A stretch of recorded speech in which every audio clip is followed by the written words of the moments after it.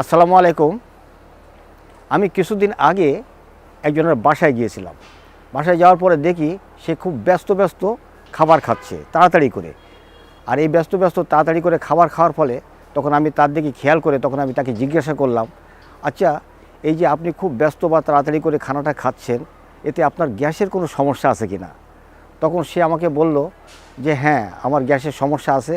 আর এই গ্যাসের জন্য আমি প্রায় সময় আমি গ্যাসের ট্যাবলেট খেয়ে খেয়ে আমার এই গ্যাসটাকে নিবারণ করি এবং পায়খানারও সমস্যা আছে। তা আমি জিজ্ঞেস করলাম পায়খানা কী সমস্যা আছে? তখন সে বলল যে আমার পায়খানা কখনো বা নরম হয়, কখনো বা দাস্ত হয়, কখনো বা শক্ত হয়, ভালো হয়, এই ধরনের বিভিন্ন রকম সিমটম দেখা দেয়। এর জন্য করে আমাকে গ্যাসের ট্যাবলেট খেতেই হয়। তা তখন আমি তাকে বললাম যে এই যে আপনি গ্যাসের ট্যাবলেট একভাবে খাচ্ছেন, এতে তো আপনার অন্তর্ঘটিত জটিল একটা রোগের সৃষ্টি হয়ে যাবে এবং ভবিষ্যতে দেখা যাবে এর থেকে আপনার পরিত্রাণ পেতে অনেক কষ্ট হবে।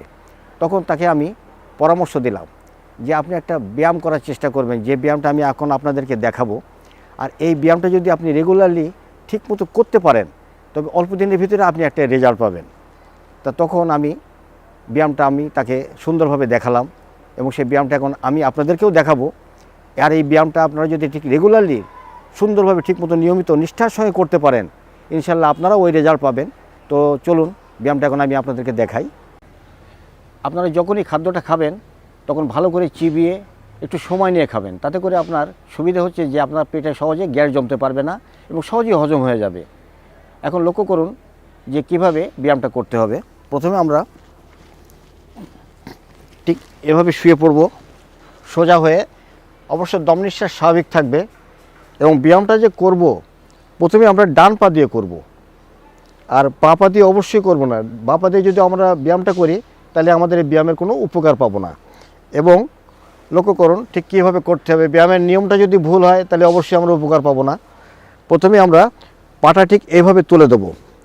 তুলে দেওয়ার পরে যাদের পেটটা পাতলা বা পেটের ভিতরে একদম মাংস বা চর্বি খুব কম, তারা একটা পাতলা বালিশ, একেবারেই পাতলা একটা বালিশ অথবা পাতলা একটা চাদর 2-3 ভাঁজ 4 ভাঁজ করে এখানে দিয়ে দেবেন, যাতে করে পেটে একটা চাপ পড়ে। পেটে চাপ না পড়লে কিন্তু কোনো উপকার পাবেন না। এই যে ঠিক এভাবে, এবং ঠিক এইভাবে ধরতে হবে সজোরে। ধরার পর দম নিঃশ্বাস স্বাভাবিক রেখে ঠিক এভাবে 30 সেকেন্ড আমাকে থাকতে হবে, বা 20 সেকেন্ড 25 সেকেন্ড যে যতটুকু টাইম থাকতে পারে ঠিক এভাবে থাকবে। তবে 30 সেকেন্ড থাকলে সবচেয়ে সুন্দর হয়। এভাবে যখনই আমরা থাকবো তখন পেটে আমাদের চাপ পড়ে, আর এই চাপের ফলে আমাদের পাকস্থলীতে যে সমস্ত সমস্যা থাকে তা সম্পূর্ণরূপে দূর হয়ে যায়। ঠিক এটা 30 সেকেন্ড করার পরপরই দ্বিতীয় বাঁ পাটা ঠিক এইভাবে আমরা সাথে সাথে আবার এইভাবে চাপ দিয়ে ধরবো। অবশ্য আমাদের পাতলা একটা কিছু দেওয়া থাকবে এইভাবে। আর এটাও ঠিক 20 থেকে 30 সেকেন্ড করার পরেই আমরা এইভাবে পা সমান করে 2 পা দিয়ে দেবো। দিয়ে এভাবে আমরা ঠিক 25 থেকে 30 সেকেন্ড থাকবো। থাকার পর আমরা পা দুটো সমান করে 25 থেকে 30 সেকেন্ড বিশ্রাম নেব, ঠিক এইভাবে। আর এটা হলো আমাদের এক পর্ব।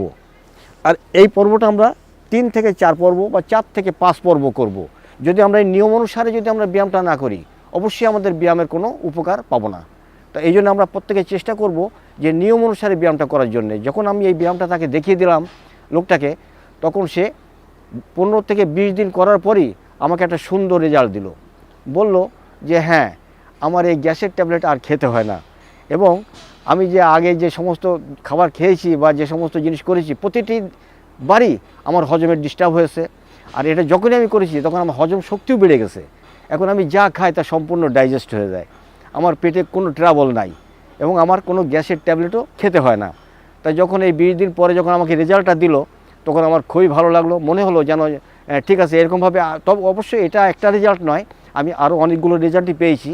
পাওয়ার পর তারপর আমি আপনাকে ব্যায়ামটা ঠিক এভাবে দেখালাম এবং আপনাদের প্রত্যেকের একই কথা বলবো যে আপনারা নিষ্ঠার সঙ্গে নিয়মিতভাবে যদি আপনারা ব্যায়ামটা করতে পারেন, ইনশাল্লাহ আপনাদের আর গ্যাসের ট্যাবলেটও খেতে হবে না এবং আপনাদের হজম শক্তি বেড়ে যাবে এবং পেটে যে সমস্ত ট্রাবল আছে তা একেবারে সুন্দরভাবে নির্মূল হয়ে যাবে। আপনারা সুস্থ থাকেন, ভালো থাকেন এবং নিয়মিত নিষ্ঠার সঙ্গে ব্যায়ামটা করার চেষ্টা করেন ইনশাল্লাহ।